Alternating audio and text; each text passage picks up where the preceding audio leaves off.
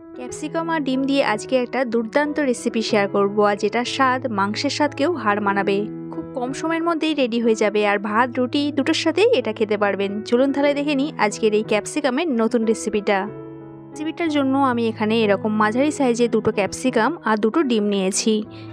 Capsicum দুটো আগে থেকে একটু ভালো করে ধুয়ে নিয়েছি, কারণ কাটার পর আর ধোয়া যাবে না।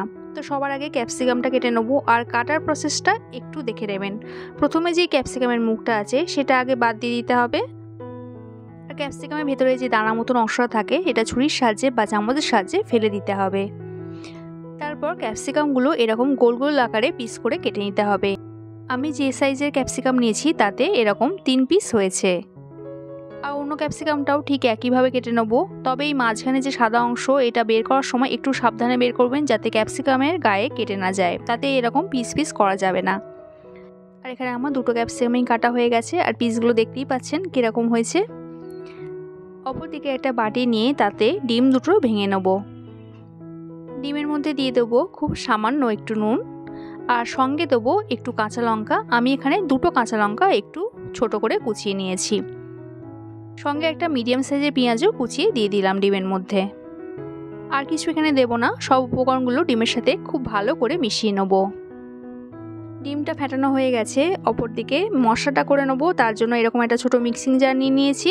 মিক্সিং জারের মধ্যে দিয়ে দিলাম 7টা থেকে 8টা রসুন কোয়া, সঙ্গে দিলাম 1/2 ইঞ্চি মতন আদা, আর দিলাম দুটো মিডিয়াম সাইজের পেঁয়াজ।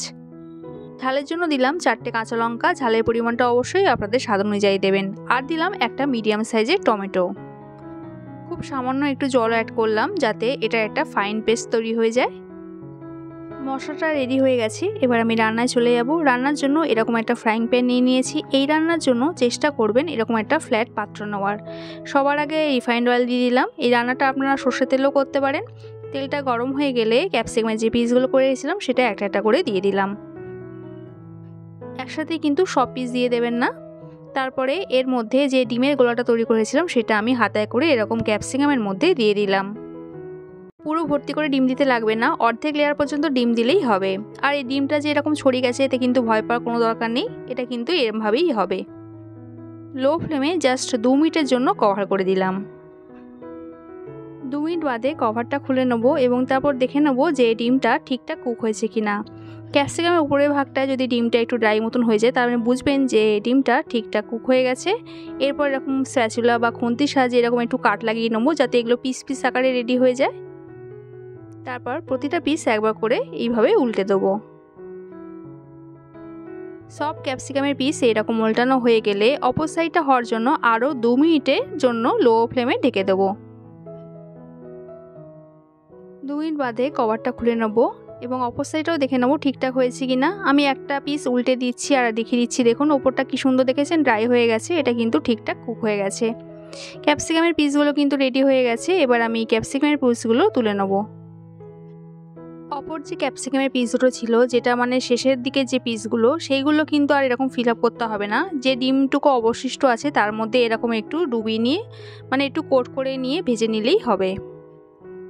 আর অল্প একটু ডিম যদি থেকে থাকে তাহলে এই ক্যাপসিকামের মধ্যে একটু দিয়ে দিতে পারেন। আর আগে ক্যাপসিকামের ব্যাচের মতনই এই ক্যাপসিকামগুলো একটু উল্টে পাল্টে 2 মিনিট করে রেখে ভেজে নেব।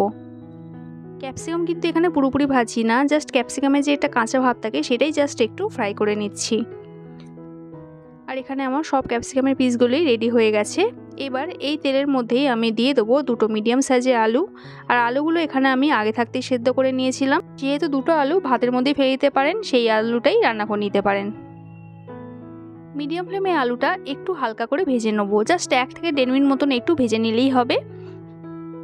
আলুটা এখানে ভাজা হয়ে গেছে, এর থেকে বেশি আর ভাজতে হবে না। আলুগুলো এবার আমি তুলে নেব। এবারে ফ্রাইং প্যানের মধ্যে আর একটু সাদা তেল বা রিফাইন্ড অয়েল দিয়ে দেবো।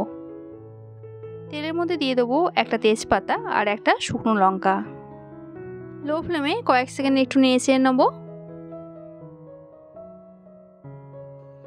তারপর এখানে মশলার পেস্টটা দিয়ে দেবো। আদা রসুনের কাঁচা গন্ধটা না চলে যাওয়া পর্যন্ত একটু নেড়ে নেব। ক্যাপসিকাম আমরা বেশিরভাগ ভাজা কিংবা সবজি হিসেবেই খাই। একবার এই প্রসেসে রান্না করে অবশ্যই দেখবেন, এটার স্বাদ কিন্তু দুর্দান্ত হয়। মশলার কাঁচা ভাবটা চলে গেছে, এবার গ্যাসের ফ্লেমটা লো করে দেবো। তারপর এখানে দিয়ে দেবো অল্প একটু হলুদ গুঁড়ো, 1/4 চামচ মতন হলুদ গুঁড়ো দিলেই হবে। আর দেবো 1/2 চামচ কাশ্মীরি লঙ্কার গুঁড়ো। স্বাদ মতো নুনটাও এই সময় দিয়ে দেবো, আর নুনটা একটু বুঝে দিতে হবে কারণ অলরেডি ডিমে নুন আছে। সব উপকরণগুলো মশলার সাথে খুব ভালো করে মিশিয়ে নেব এবং মশলাটা খুব ভালো করে কষিয়ে নিতে হবে যতক্ষণ না মশলার সাইড থেকে একটু তেল ছেড়ে আসছে। আর মশলাটা ঠিক এইরকম কষানো হয়ে গেলে ভেজে রাখা আলুগুলো মশলার মধ্যে দিয়ে দেবো। আলুটা মশলার সাথে জাস্ট 1 মিনিট মতন একটু কষিয়ে নেব। আজকের এই রেসিপিটা যদি আপনাদের ভালো লেগে থাকে তাহলে একটা লাইক কমেন্ট করার অনুরোধ রইল। আপনাদের একটা কমেন্ট আমাকে খুবই অনুপ্রাণিত করে। আলুটা মশলার সাথে ভালো করে কষানো হয়ে গেছে, এরপর এখানে আমি জল দিয়ে দেবো। আর জলটা কিন্তু খুব একটা বেশি এখানে পড়বে না, যেহেতু আলু অলরেডি সেদ্ধ আছে আর ক্যাপসিকাম সেদ্ধ হতে কিন্তু খুব একটা বেশি সময় লাগে না। তরকারিটা একটু মাখামাখি হবে সেই রকম পরিমাণ মতনই একটু জল দিয়ে দেবেন। কভার করে দেবো জাস্ট ফুটে না যাওয়া পর্যন্ত। তরকারিটা এখানে ফুটে গেছে, এরপর ভাজা ক্যাপসিকামের পিসগুলো একটা একটা করে এখানে দিয়ে দেবো। 5 মিনিটের জন্য মিডিয়াম ফ্লেমে কভার করে দেবো। 5 মিনিট বাদে কভারটা খুলে নেব এবং ক্যাপসিকামের পিসগুলো কিন্তু ঠিকঠাক সেদ্ধও হয়ে গেছে, দেখে বোঝাই যাচ্ছে। একটু উল্টে পাল্টে দেবো। এই সবুজ ক্যাপসিকাম কোলেস্টেরল রক্তচাপ তো নিয়ন্ত্রণ রাখেই, এছাড়া এই ক্যাপসিকামের মধ্যে লুটিন নামক একটা উপাদান থাকে যেটা দৃষ্টিশক্তি বাড়াতে কিন্তু ভীষণভাবে সহায়তা করে। একটু গরম মশলা গুঁড়ো ওপর থেকে দিয়ে দিলাম আর সামান্য একটু কসুরি মেথি এরকম হাতের মধ্যে রেখে একটু ক্রাশ করে দিয়ে দিলাম। কসুরি মেথি যদি না থাকে একটু ধনেপাতা কুচো দিলেও হবে।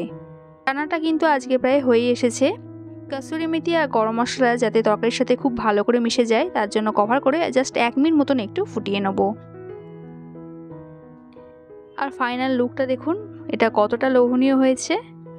এটা খেতে কিন্তু ভীষণ সুস্বাদু হয়, ভীষণ টেস্টি হয়, মাংসের স্বাদকেও হার মানাবে। আর ক্যাপসিকামের এই তরকারিটা দিয়ে ভাত রুটি দুটোই খেতে দারুণ লাগবে। আশা করি আজকের রেসিপিটা আপনাদের ভালো লেগেছে।